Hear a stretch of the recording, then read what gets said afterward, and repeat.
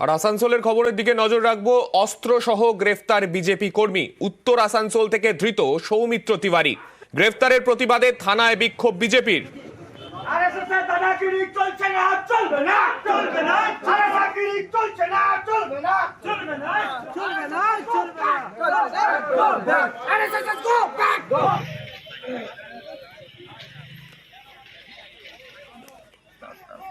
আমাদের সঙ্গে রয়েছেন আমাদের প্রতিনিধি দীপককে জিজ্ঞেস করব, অগ্নিমিত্রা পলের নেতৃত্বে যে বিক্ষোভ আমরা দেখতে পাচ্ছি, বিজেপি কর্মী সমর্থকদের কি দাবি রয়েছে সেখানে?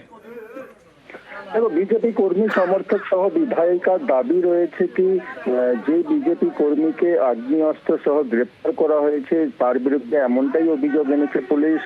যদিও সেই আগ্নেয়াস্ত্র তার কাছে পাওয়া যায়নি এমনটাই দাবি করছে বিজেপি কর্মীরা, এবং রাজনৈতিক চক্রান্তে তাকে ফাঁসানো হচ্ছে, সেই কারণেই তাকে পুলিশ গ্রেপ্তার করেছে। এবং আমরা যে খবর পাচ্ছি তাতে তো তাকে অস্ত্র সহ গ্রেফতার করা হয়েছে, তারপরেও বলা হচ্ছে যে তাকে ফাঁসানো হয়েছে। একেবারে বিজেপি কর্মীর দাবি কি, যদি বিধায়িকার দাবি হচ্ছেন কি যদি আগ্নেয়াস্ত্র সহ গ্রেপ্তার হয়েছে তাইলে তাকে শাস্তি দেওয়া হোক।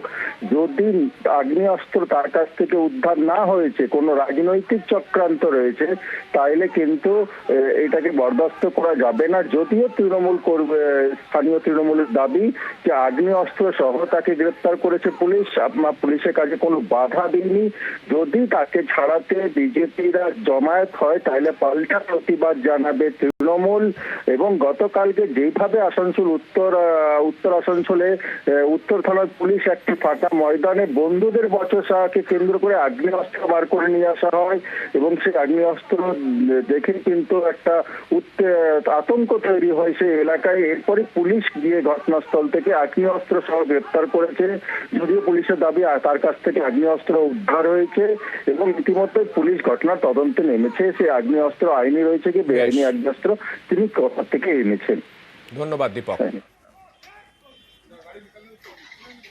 পুলিশের সাথে কথা হয়েছে, কিছু বিষয় রয়েছে সেগুলো এখনো পরিষ্কার নয়, সেই বিষয়টি আমরা দেখে নিচ্ছি। যদি কেউ দোষ করে থাকে তার শাস্তি হবে, কিন্তু যদি কেউ দোষ না করে থাকে তাহলে যেন তাকে অন্যায়ভাবে ফাঁসানো না হয়। কারণ সামনে ইলেকশন, তো ভালো কার্যকর্তা যারা লড়াকু কার্যকর্তা তাদের ওপর ফলস সেগুলো যাতে না হয়